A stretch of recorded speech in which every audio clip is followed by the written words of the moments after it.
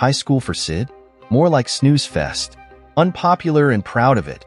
Sid wants to blend in like wallpaper. His secret weapon? Silence. No talking means no trouble. That's his motto. But staying invisible isn't easy. Sid has a whole rule book. Avoid attention at all costs. Hide in the bleachers at hockey games. And maybe, just maybe, join the video game club. Those skills will totally translate to real life, right? Most importantly, stay far away from Chuck, the school bully who films his beatdowns for YouTube. Apparently violence is good for views these days. Speaking of Chuck, this psycho almost ended someone, but his rich dad saved the day with a fat paycheck. Sid's best friend, Jim, dreams of being a social media superstar. Gotta have a dream, no matter how crazy. Jim thinks Sid's whole avoid everything plan is lame, but whatever. One day, Sid spots his childhood crush, Tiff. He remembers their last chat, way back in elementary school. Now she's with Chuck, which basically puts Sid's crush on ice. Later, Sid and Jim chat in the garden, because excitement is a four-letter word, when their other friend, Luna, shows up. Jim and Luna clearly have a thing for each other, but they deny it like nobody's business. Teenagers, right? Back at home, Sid walks in to find his two moms waiting. Great, more interaction, just what he needs. Sid receives a letter from school. Homecoming is coming. His mom begs him to go, but Sid doesn't want to and complains he has no date anyway. He escapes reality with video games, but back at school, a 72-hour sleep deprivation test hits him hard. Sleepless and grumpy, he snaps at a classmate, Chuck, who retaliates with a brutal attack. A teacher breaks it up. He blurts out in front of the whole school, sealing his fate. Chuck, suspended for 2 weeks, threatens to kill Sid when he returns. Waking up in a bed, Sid learns he's been out for 7 hours. Relief washes over him. Chuck's gone for 2 weeks, right? Wrong. He'll be back at the homecoming party, which coincides with the supposed end of Sid's life. Desperate, Sid throws his own rules out the window. He figures he's doomed anyway, so why not enjoy life? In sex education, a girl talks about abstinence. Sid scoffs. We're all hormonal teenagers, he declares, and shouldn't be afraid of those feelings. Sid wows everyone in class. He speaks up for himself, and suddenly everyone else does too. He leaves feeling proud, but totally surprised by his own bravery. Jim is pumped for Sid, who's become a school hero for standing up. Then, a mysterious girl texts Sid. She's secretly liked him for a long time and finally got his number. She thinks he's super brave for speaking his mind, and Sid is thrilled to finally have a girl who likes him back. After school, Sid delivers pizzas like usual. Later, he chills with Jim by the lake and fishes. He tells Jim that bad guy Chuck is coming back in 2 weeks, and Sid is pretty sure Chuck will try to hurt him.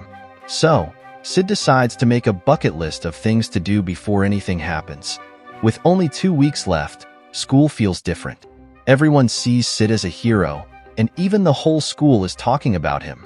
He gets another text from the mystery girl, who says she's watching him from a distance. Sid sees Tiff coming over and figures she must be the secret texter. Tiff apologizes for Chuck's behavior and tells Sid they broke up.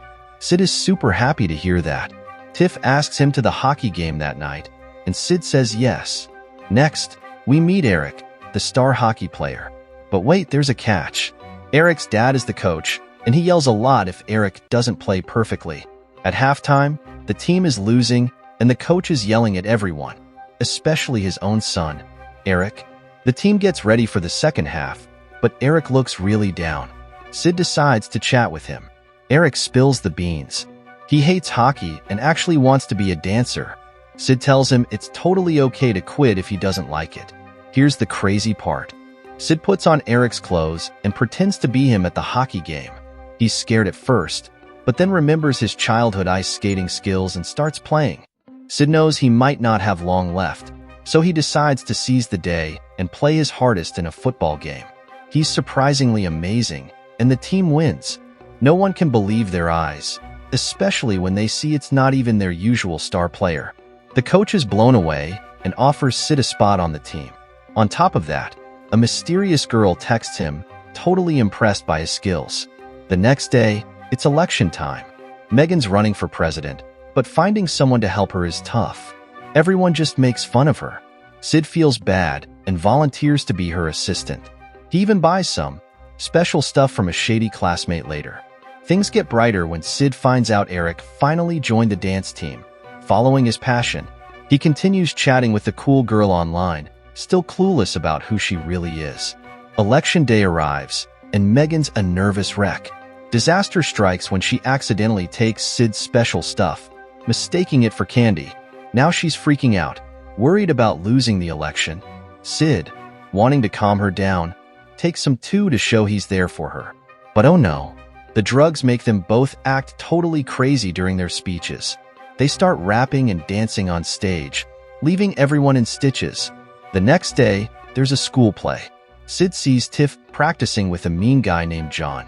Sid secretly puts something in John's makeup, making John's eye all red and puffy. John can't be in the play anymore.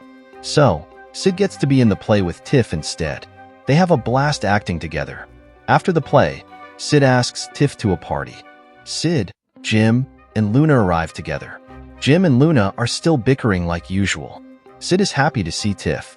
They all head to the party with another classmate. Sid and Tiff have a great time together. Suddenly, Chuck shows up mad. He yells at Tiff for not answering his calls. It turns out he got out of anger management class early. Chuck tries to take Tiff away, but Sid stands up for her and holds her hand. Chuck gets furious and threatens to hurt Sid. But then, Chuck's car bursts into flames. He runs off to put out the fire. Sid and Tiff use this chance to escape. They end up in a forest, and Sid tries to kiss Tiff. But Tiff stops him. She says she doesn't like him that way and is still in love with Chuck. She feels bad for leading Sid on. Sid is super surprised. He thought Tiff was secretly texting him, but Tiff says she doesn't even have his number. Sid is sad and goes home with his friends. The next day, Sid asks the secret texter to meet him, but she says she's too shy. Sid has an idea. He tells his friends to get off the computer and explore the real world. There's so much more to life than video games. Just then, Sid gets a text from the mystery girl. Sid sees a girl in the room laughing at her phone. He knows it's her. He tries to talk to her, but she runs away. Sid catches up to her and learns her name is Katie. She's a little embarrassed, but Sid is really happy and asks her out on a date. Sid and Katie hit it off and start dating. They even share a kiss and become boyfriend and girlfriend. One day, Jim is walking his dog when he sees Chuck and his friends in a car. They want Jim to be in a video with them. Jim has always wanted to be famous, so he says yes without thinking. The next day, Sid is at school and everyone is mad at him. Someone shows him a video where Jim got drunk and spilled all of Sid's secrets. Jim says that Sid has a crazy bucket list and even does drugs. He says Sid gave someone pink eye and ruined their school year. On top of that, Jim says Sid wants to get a girlfriend and is dating someone new after Tiff rejected him. Now everyone hates Sid. He gets kicked off the video game and hockey teams. Megan gets in trouble too because of the video and is super mad at Sid. She tries to find Katie, but she's not at school. Sid comes home to find Jim waiting for him. Jim wants to apologize, but Sid is mad. Sid blames Jim for telling everyone his secrets. Sid is sad and tries to apologize to Katie, but she won't forgive him. The next day, Luna visits Sid and asks him to forgive Jim. Luna says Jim didn't mean to be mean. There's a party coming up, and Luna tells Sid to be brave. Luna also admits she set fire to Chuck's car. Sid finally agrees to go to the party. At the party, Sid and Jim finally make friends again. Sid tries to talk to Katie, but she's still mad. Sid tells Katie he loves her and never meant to hurt her. Sid is scared of Chuck and says goodbye to Katie. Chuck shows up and beats Sid up really bad. Sid wakes up in the hospital with Jim. Jim tells Sid that he got beat up too, but he fought back to protect Sid. We see Jim, Luna, and even Eric, who wants to be a dancer, all fighting. The party turns into a giant fight. Sid leaves his room and sees all his friends at the hospital. Luna and Jim are now boyfriend and girlfriend. Chuck is in trouble with the police because of what he did to Sid. Everyone is happy Sid is alive. Sid asks Katie to forget everything and start over. She says yes, and they dance together in the hallway. The movie ends here.